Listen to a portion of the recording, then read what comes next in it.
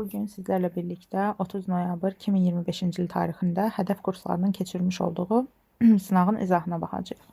Vaxt itirmədən suallarımıza başlayaq.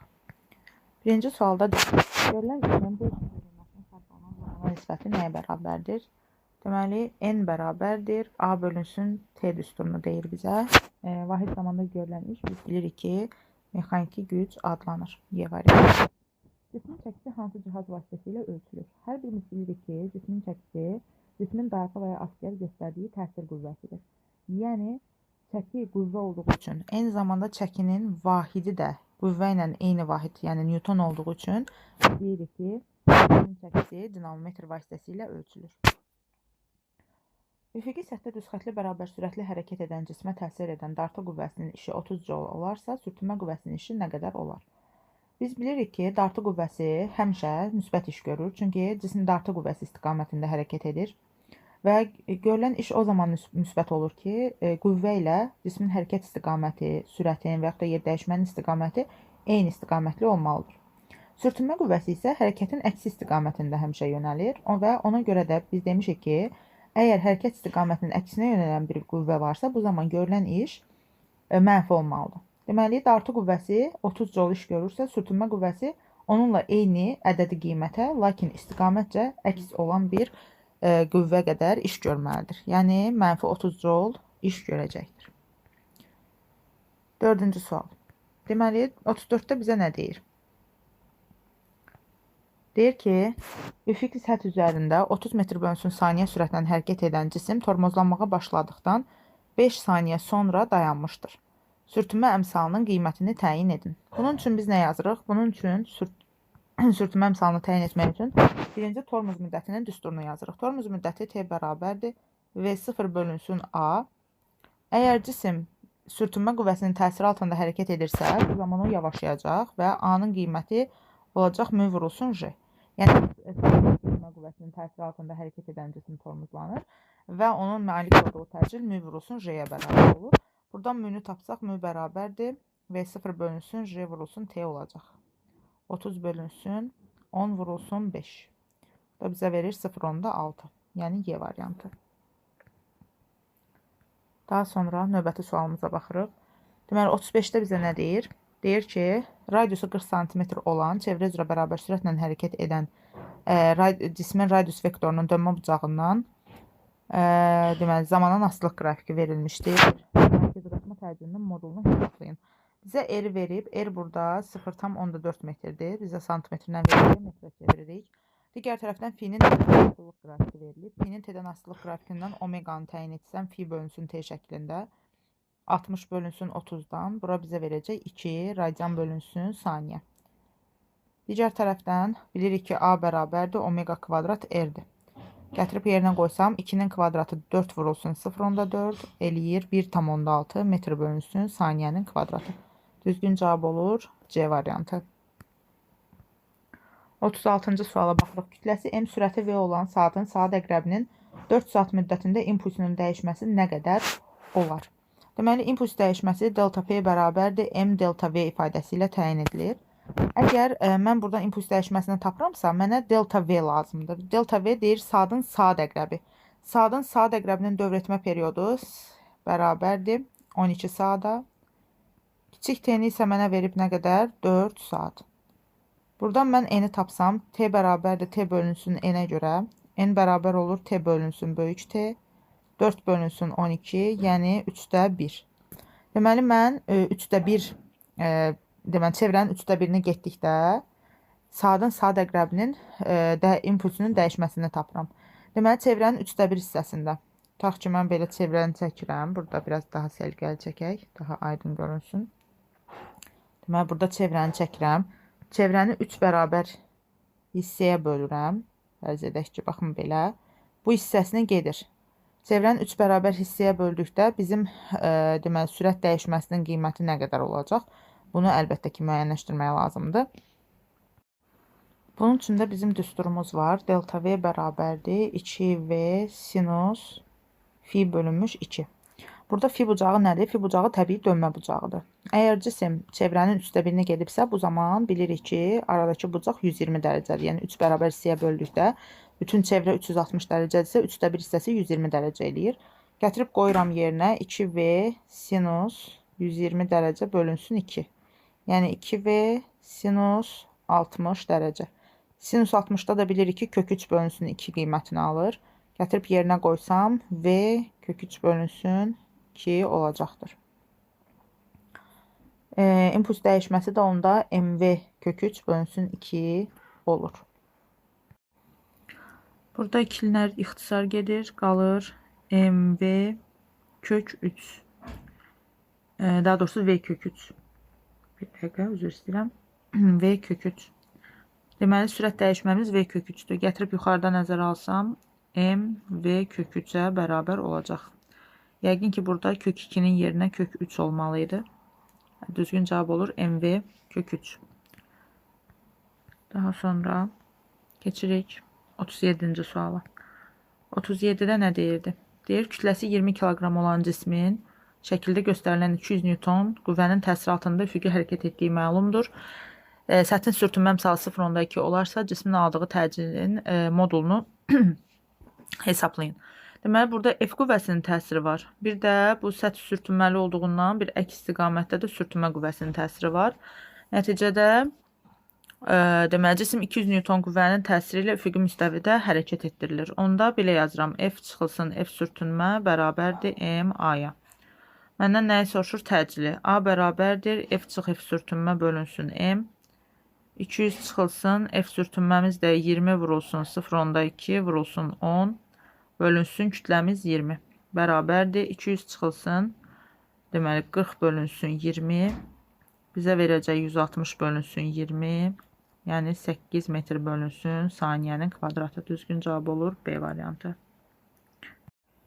38-də deyir ki, mis kubun kütləsi 81 kiloqramdır. Tili 3 dəfə kiçik olan mis kubun kütləsini hesablayın. Kütlə M bərabərdir rho vurulsun V faydasından təyin olunur. Rho burada sabitdir, çünki misdən söhbət gedir. Hər iki halda misdir. Ona görə baxıram ki, M ilə V bir-birindən düz mütənasib asılıdır. Digər tərəfdən kubun deməli həcmi A kub şəklində hesablanır. Onda biz deyə bilərik ki, kütlə tilin kubu ilə düz mütənasib asılıdır. Yazıram M1 bölünsün M2 bərabərdir A1-in kubu bölünsün A2-nin kubu. A1 81-dir bölünsün, daha doğrusu M1 81-dir bölünsün M2 bərabərdir. Tili 3 dəfə kiçik olan A qəbul etsəm, A1-i A qəbul etsəm, A2-ni də qəbul edirəm, deməli A bölünmüş 3.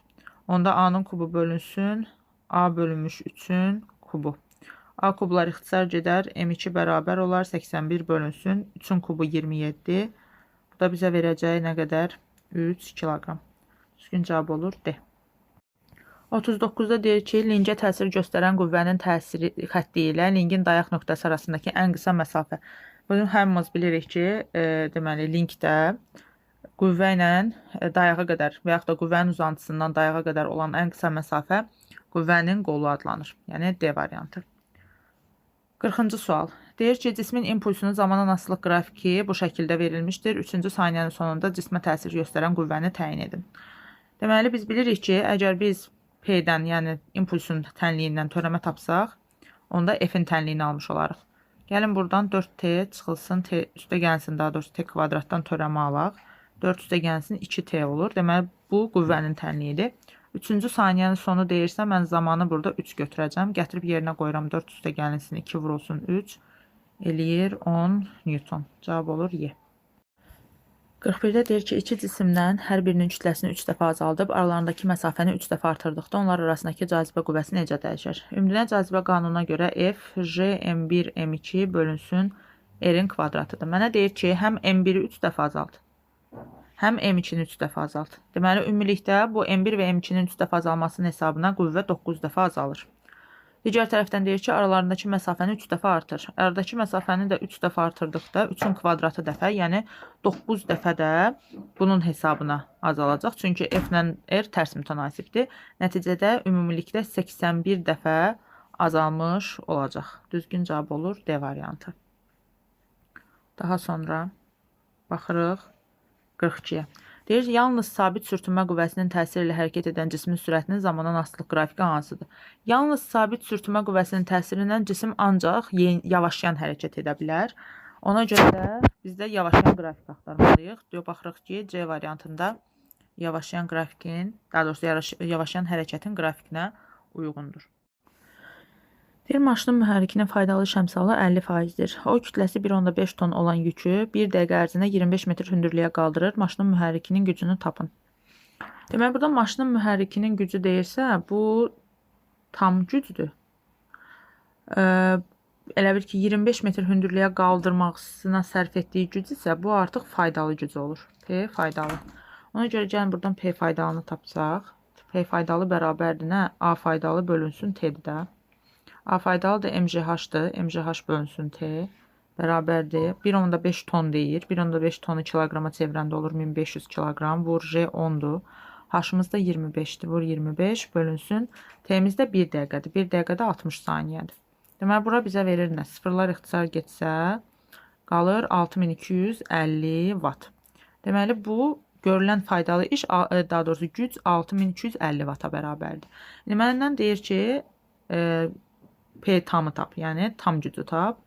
ETA faydalı şəmsalı P faydalı bölünsün P tam vurulsun 100% faydası ilə təyin olunur. Buradan P tamı tapsam, P tam bərabərdir. P faydalı bölü ETA vur 100-dürsə, P faydalımız 6250'dir. Vurulsun 100 bölünsün 50. Bundan bu ixtisar getsə, bura bizə verir nə qədər? 12500 watt. 12500 wattı da çeviririk kilovata. Cavabı çünki kilovatla verib. 12,5 kilovata bərabər olur. Düzgün cavab olur Y. Deyir, kütləsi 40 kiloqram olan yük blokun köməyi ilə bərabər sürətlə qaldırılır. İpin sərbəst ucu 0.2 metr bölünsün saniyə sürətlə hərəkət edirsə, yükün impulsunu hesablayın. Baxın, burada blok tərpənməz blokdur. Biz bilirik ki, tərpənməz blokda V ip V yükə bərabərdir. H ip H yükə bərabərdir. A ip də A yükə bərabərdir. İndi mənə nə deyir? Burada mənə verib ki, ipin sərbəst ucu V ipi verib. V ip.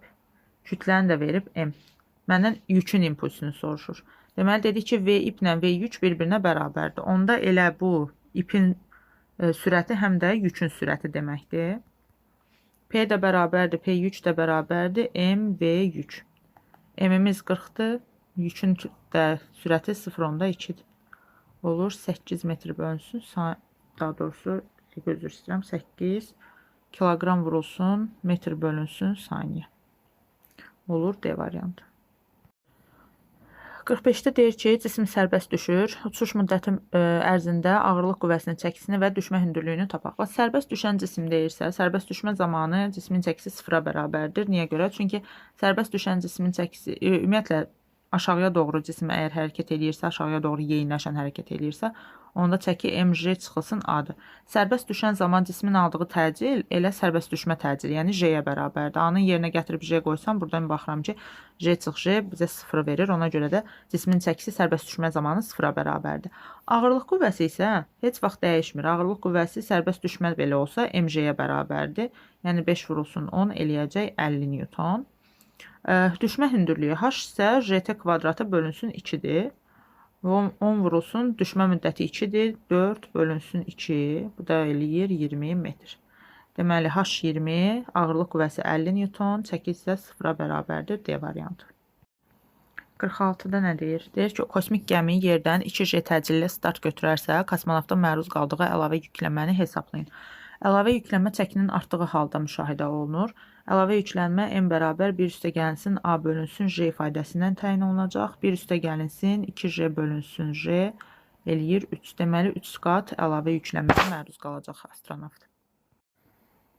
Bir hansı qrafik qüvvə momentinin qüvvənin modulundan asılılığını ifadə edir. Qüvvə momenti M bərabərdir F vurulsun D ifadəsi ilə təyin olunur. Bizə D-ni sabit verib. D burada sabitdir. Onda M-dən F baxıram ki, belə bu şərtdə düz mütənasib asılıdır. Düz mütənasib asılığın qrafiki isə A variantında olduğu kimidir. 48'də verilmiş fiziki kəmiyyətin vahidi. Deməli, gəlin belə eləyək. Watt vurulsun, saniyə bölünsün, kiloqram vurulsun, metrin kvadratı.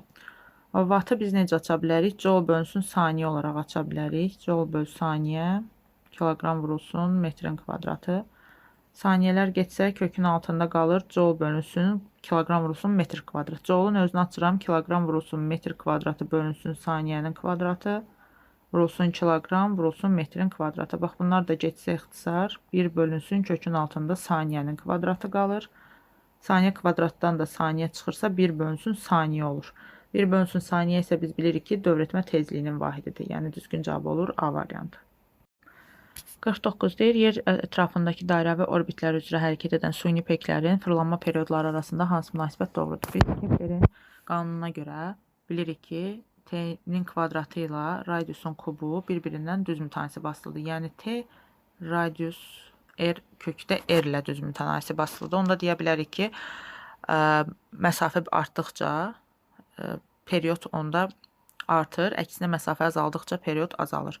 Yəni ən kiçik məsafədə olan süni pekin periodu daha kiçik olur. Digərlərininki isə yəni məsafə artdıqca periodun qiyməti də artır. Baxıram ki, ən kiçik məsafə burada 1, ən böyük məsafə isə baxdığımız kimi burada 3-dür. Ona görə deyirəm ki, T1 kiçikdir T2-dən, o da kiçikdir T3-dən. Yəni düzgün cavab olur Y variantı. Daha sonra deyir, alfa bucağının hansı qiymətində mexaniki iş özünün maksimal qiymətini alır?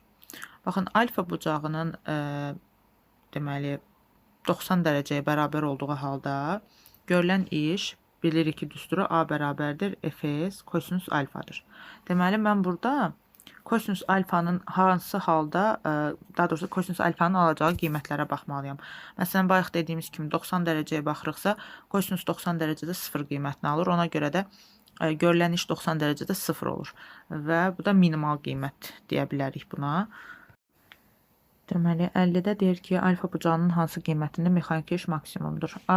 Görülən iş A bərabərdir Fs kosinus alfadır.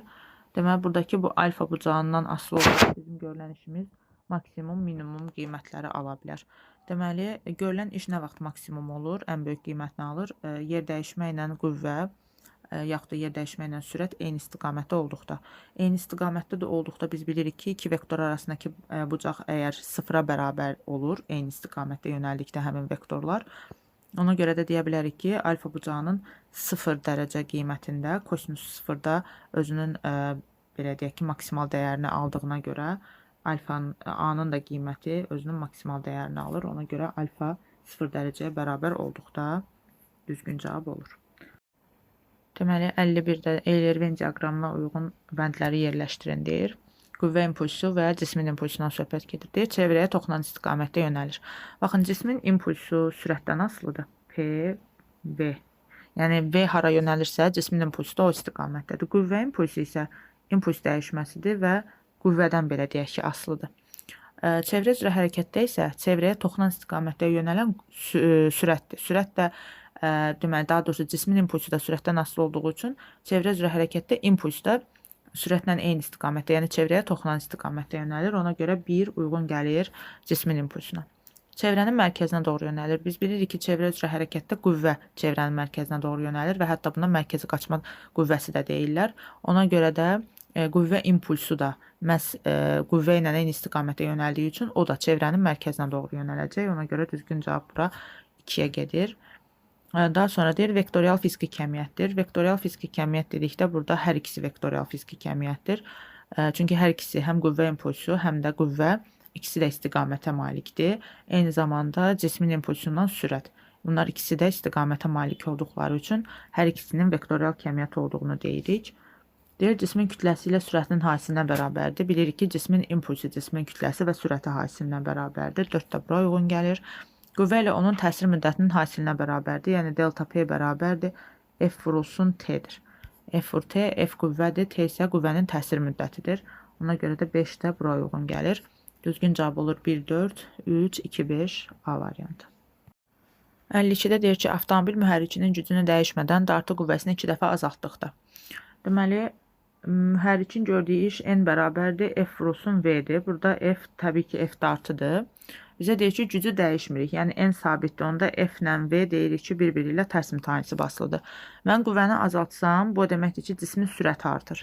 Onda deyirik ki, qüvvəni 2 dəfə azaltdıqda sürət 2 dəfə artır. 1-i götürürük. Sonra kinetik enerji haqqında. Deməli, kinetik enerjidə Y kinetik bilirik ki, mv kvadratı bölünsün 2-dir. Burada avtomobilin kütləsi sabit qəbul edildiyindən mv kvadratı bölü 2 düsturundan istifadə edirəm. Deməli, mən dedim ki, sürət 2 dəfə artır. Onda sürətlə baxıram ki, kinetik enerji düz mütənsibdir. Özü də sürətin kvadratı ilə düz mütənsib asılıdır. Onda bu 2 dəfə artırsa, onda kinetik enerji məhz 4 dəfə, yəni kvadratı dəfə artmalıdır. Kinetik enerji 4 dəfə artar. Bir də 4-cü cavab düzgündür. Bir də deyir ki, impulsu 2 dəfə artar. İmpulsda bayaq dedik ki, P bərabərdir mv-dir cismin impulsu. Yenə M sabitdir. Onda P ilə V düz mütənsib asılıdır. V 2 dəfə artırsa, deməli impulsda 2 dəfə artmalıdır. Buna görə 6 da düzgündür. Düzgün cavablar olur 1, 4, 6 B variantı. 53-də nə deyir? Deyir, hansı ifadələr səhvdir? Deməli, biz həmişə düzləri axtarırdıq. Bu dəfə səhvləri axtaracağıq. Deməli, əslində məsələnin şərtində burada vurğulasaydı ki, belə deyim də, link çəksizdir. Yəni, çəksiz link olduğunu vurğulasaydı daha yaxşı olardı ki, şərt daha dəqiq olardı. Amma biz yenə də linkin çəkisinin olmadığını nəzərə alaq. Deməli, mənə nə deyirdi? Tərpənən blok qüvvədə 2 dəfə qazanc verir. Baxın, biz bilirik ki, tərpənən blok qüvvədə ən azından 2 dəfə qazanc verə bilir. Ona görə də bunu düz cavab kimi qəbul edirik və 1-i atırıq. Məndən səhvləri soruşur. Tərpənən blok qüvvədə qazanc vermir. Xeyr, səhvdir. Tərpənməz blok əksinə qüvvədə qazanc vermir. Sonra deyir, link qüvvədə 3 dəfə qazanc verir. Baxın, gəlin linkin qüvvədə qazancını təyin edək. Deməli, belə qəbul edək. Baxın, bu qüvvənin qolu 2-dir. Ümumilikdə bu linkin ümumi qüvvəsinin qolu isə burada nə qədərdir? 6-dır. Deməli, mən 6 böl 2-dən, yəni böyük qolu kiçik qola bölsəm, onda nə qədər eləyəcək? 3. Deməli, link qüvvədə 3 dəfə qazanc verir. Bu doğrudur. 3 atdım.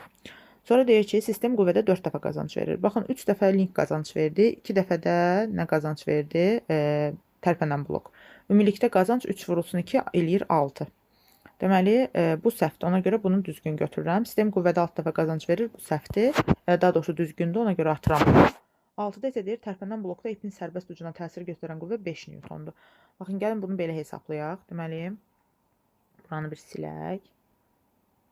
Deməli, burada F qüvvəsidir. Həmin qüvvə digər tərəfdə də var. F aşağıya onda 2F qədər olur.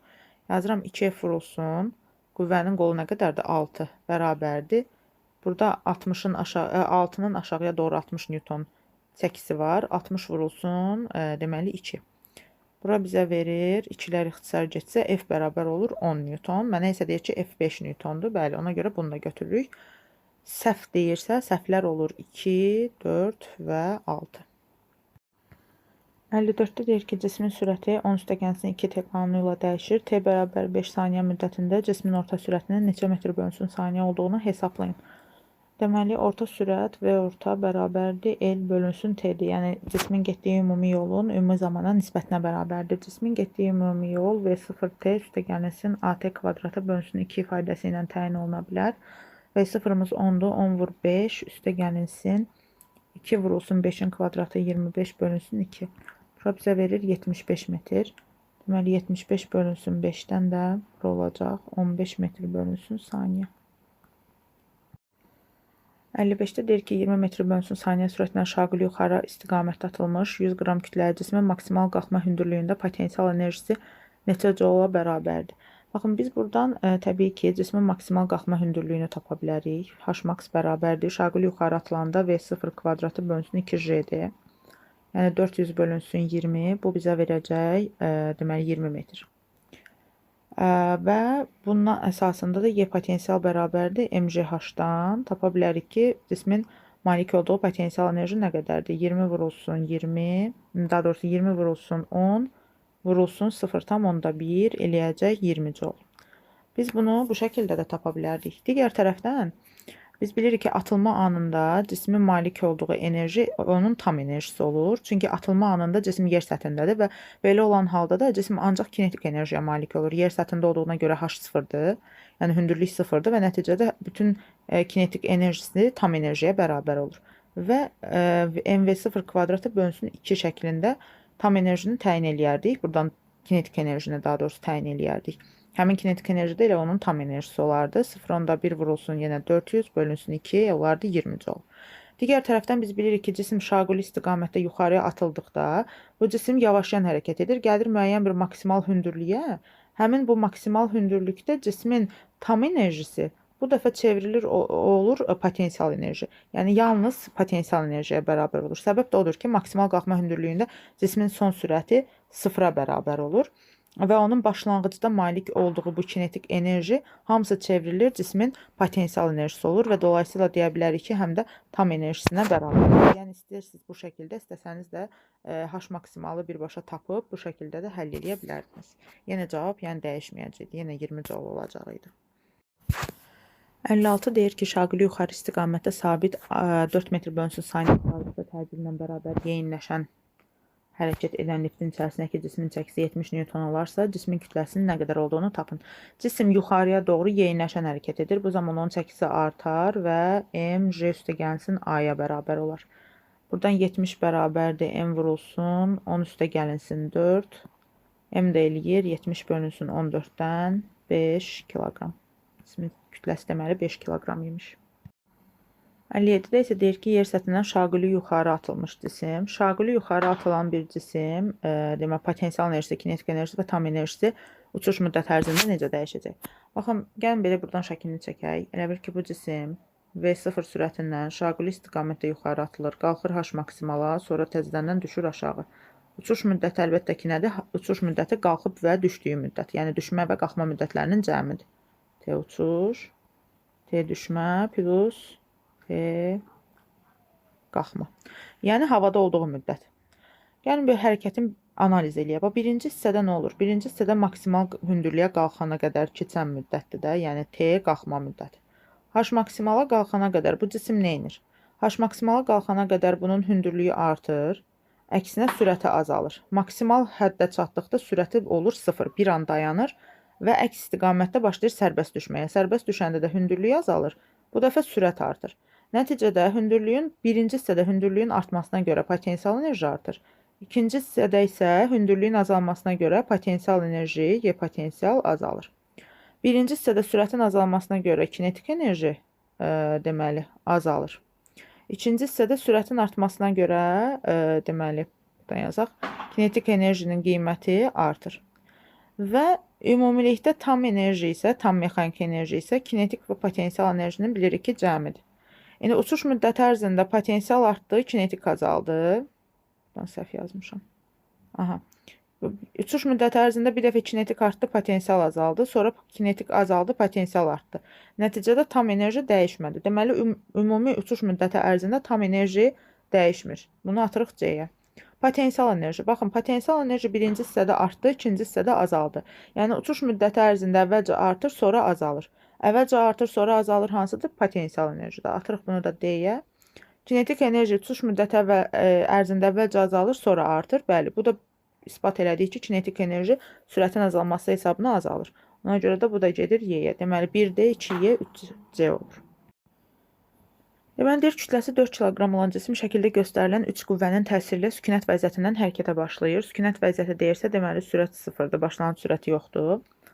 Hərəkət müddətinin ilk 10 saniyəsi ərzində cismə təsir göstərən qüvvələrin əvəzləyicisinin gördüyü işin neçə joule olduğunu hesablayın və bölgülər arasındakı məsafəni 2 Newton qəbul edin. Deməli, gəlin burada biz bu F1-i proyeksiyaya ayıraq. Proyeksiyaya ayırsaq, yuxarıya doğru 3 damadır. Deməli, hər biri 2 Newton olsa, bura eləyir 6 Newton. Burada 1 damadır, burada eləyir 2 Newton. F2 3 damadır, bura eləyir 6 Newton. F3 də 3 damadır, burada eləyir 6 Newton. Deməli, burada yuxarıya doğru 6, bu tərəfə 6, sola 2, aşağıya da 6 Newton var. Əvəzləyicimiz, deməli, bu 6 ilə bu 6 bir-birini tamamlayır, yəni tarazlaşdırır. 2 ilə də 6 əks istiqamətdədir, deməli, əvəzləyicimiz 4 Newtona bərabərdir. Bu əvəzləyici qüvvə oldu. Sonra təcili tapıram. Təcil A bərabərdir. F əvəzləyici bölünsün M-dir, düzdür. F əvəzləyicimiz 4-dür. 4 bölünsün, kütləmiz də 4-dür. Eləyir 1. Deməli, 1 metr bölünsün saniyə kvadratı təcilimiz oldu. Mənə deyir ki, 10 saniyə müddətində görülən işi tap. 10 saniyə ərzində mən cismin yer dəyişməsini tapmalıyam ki, görüm 10 saniyədə nə qədər yer dəyişməkdir. Bu da sükunətdən hərəkətə başladığı üçün AT kvadrat bölü 2-dir. 1 vurulsun 10 kvadratı, yəni 100 bölünsün 2. Eləyir 50 metr. Deməli, 50 metrdə yer dəyişməm var. A da bərabərdir. F əvəzləyici vurulsun S. Yəni deyək ki, əvəzləyici qüvvənin gördüyü işi tap. Əvəzləyici qüvvəni də tapdın 4-dür. 4 vurulsun 50 eləyəcək nə qədər? 200 Joule. Deməli, əvəzləyici qüvvə 200 Joule iş görüb. Demək, 59-da nə deyir? Deyir, yer səthindən şaquli yuxarı atılmış, kütləsi 200 qram olan cismin kinetik enerjisinin zamandan asılı qrafiki verilib. Cismin düşmə müddətinin yarısında tam enerjinin potensial enerjidən neçə Joule çox olduğunu hesablayın. Bax, gəlin əvvəlcə biz bu hərəkəti bir araşdıraq, hərəkəti analiz eləyək. Elə bil ki, yer səthindən cismi V0 sürətindən atıblar yuxarı. Cisim qalxıb, sonra düşüb aşağı. Deməli, qalxıb maksimal bir hündürlüyə. Maksimal hündürlüyə qalxma müddətini bizə, bax, qrafikə baxıram. Qrafikdə cismin kinetik enerjisi azalır, 4 saniyədə cismin kinetik enerjisi olur 0. Bax, bu nə deməkdir? Bu o deməkdir ki, cisim başlanğıcda maksimal bir kinetik enerjiyə malik imiş. Yəni V0 sürətindən atılıb da, bu onsuz da başlanğıcda müəyyən bir sürətə malikdir. Qalxıb maksimal hündürlüyə. Maksimal hündürlükdə bunun son sürəti 0-dır. Doğrudan da cisim V0 sürətindən şaquli yuxarı atılanda sürətini azaldır, yəni yavaşlayan hərəkət edir, ta ki maksimal hündürlüyə çatır. O maksimal hündürlüyə çatan anda bir an sürətini 0 edir, ona görə də kinetik enerjisi də 0 olur. Bu maksimal hündürlüyə qalxma müddətini bizə verib 4. Yəni T qalxma müddəti 4-dür. Nə qədər hündürlüyə qalxıb? H maksimal bərabərdir. Deməli, T qalxma kvadratı bölünsün 2-dir də, düzdür? 10 vurulsun, 4-ün kvadratı 16 bölünsün 2. Bura bizə verir 80 metr. Deməli, cisim 80 metr maksimal hündürlüyə qalxıbdır. 80 metrə qalxdı, orada o anda onun tam enerjisi elə həmin potensial enerjiyə, yəni maksimal potensial enerjiyə bərabərdir. Maksimal potensial enerji də MGH maksimaldan tapılır. Yəni 80 vurulsun 200 qram 0,2 vurulsun 10. Bu eləyir 160 Joule. Deməli, cismin malik olduğu tam enerji 160 Joule-a bərabərdir. Bunu tapdıq. Bəs sonra nə baş verir? Sonra hərəkətin ikinci hissəsinə keçək. Cisim, bax, sürəti 0 olmadı cismin. Həmin cisim sanki yolun ikinci hissəsini, yəni hərəkətin ikinci hissəsində sərbəst düşür. Sərbəst düşəndə 80 metr hündürlüyə qalxmayıb. Bu sərbəst düşmə müddətində hər saniyədə, bu baxaq nə qədər yol gedib. Baxın, hər dəfə 5, sonra 15, sonra 25, sonra da 35 metr gedib və gəlib yerə müəyyən bir sürətlə dəyibdir. İndi mənə maraqlıdır ki, deyir ki, burada cismin düşmə müddəti. Biz bilirik ki, bir cisim şaquli istiqamətdə yuxarı atılırsa, havanın müqaməti nəzərə alınmırsa, o hansı müddətə qalxıbsa, həmin müddətə də yerə düşməlidir. Qalxma müddəti 8-dir, fikir verin. Düşmə müddəti, yəni yerə gəlib çatma müddəti, daha doğrusu qalxma müddəti 4-dür, uçuş müddəti 8-dir. Yəni bunun düşmə müddəti də onda bu deməkdir ki, 4 ilə qalxıbsa 4 ilə də düşüb. Yəni bu hər metri, bax 5 metr 1 saniyədə gedib, sonra 15 metr gedib növbəti 1 saniyədə, sonra 15 metr gedib növbəti demək 1 saniyədə, daha doğrusu 25 metr, sonra 35 metr gedib 1 saniyədə. Mənə deyir ki, düşmə müddətinin yarısı. Yəni düşmə müddəti 4-dür, yarısı da nə qədər olur? 2. İndi mən tapmalıyam ki, görüm, bizim düşmə müddətinin yarısında cisim hansı hündürlükdə olubdur? Düşmə müddətinin yarısı 2 saniyədir. Bax, 2 saniyəni düşüb, gəlib bax buralara bir yerdə dayanıbdır. Bu hansı hündürlükdədir? 25 ilə 35-in cəmi. Yəni bütün buranın hündürlüyü 60 metrdir. Deməli, cisim düşmə müddətinin yarısına bərabər zaman müddətində olub 60 metr hündürlükdə. 60 metr hündürlükdədirsə, deməli, bunun potensial enerjisi var. MGH qədər. Yəni 0,2 vur 10 vurulsun nə qədər? 60. Burada eləyir nə qədər? 120 Joule. Deməli, bu düşmə müddətinin yarısında malik olduğu potensial enerji 120 Joule idi. Tam enerjisi nə qədər idi? 160 Joule. Nə qədər çox oldu bir-birindən? 160 çıxılsın 120 eləyir 40 Joule daha çox. Bax, bu şəkildə təyin edirik. Deməli, deyir ki, kütləsi 50 kiloqram olan cisim sürtünmə əmsalı 0,2 olan üfüqi səthdə bərabər sürətlə hərəkət edir. Dartı qüvvəsinin 120 Newton olduğunu bilərək cismə təsir göstərən havanın müqavimət qüvvəsini tapın. Deməli, belə bir üfüqi səthdir. Üfüqi səthin üzərində dənə cisimdir. Bu cisim dartı qüvvəsi təsir göstərir. Digər tərəfdən səthlə cisim arasında sürtünmə qüvvəsi var. Və cisim dartı qüvvəsinin istiqamətində bir V sürəti aldığına görə, yəni bərabər sürətlə deyir hərəkət eləyir də, V sürəti aldığına görə, burada havanın müqavimət qüvvəsi də biz bilirik ki, eynən sürtünmə qüvvəsi olduğu kimi hərəkətin əksinə yönəlir. Bir dənə də burada müqavimət qüvvəsi var. Cisim bərabər sürətlə hərəkət eləyir, V sabitdir. Deməli, cismə təsir göstərən qüvvələrin əvəzləyicisi nə olmalıdır? 0-a bərabər olmalıdır. Onda bu F dartı, F müqavimətlə F sürtünməni burada tarazlaşdırır. Mənə də deyir ki, müqaməti tap. F müqamət bərabərdir. F dartı çıxılsın, F sürtünmə. Dartı qüvvəmiz deməli 120 Newtondur. 120 çıxılsın. F sürtünmə də 50 vurulsun 0.2 vurulsun 10. Yəni müəmjədir. 120 çıxılsın 100 eləyir 20 Newton. Deməli, müqamət qüvvəmizin qiyməti nə qədər imiş? 20 Newtona bərabər imiş.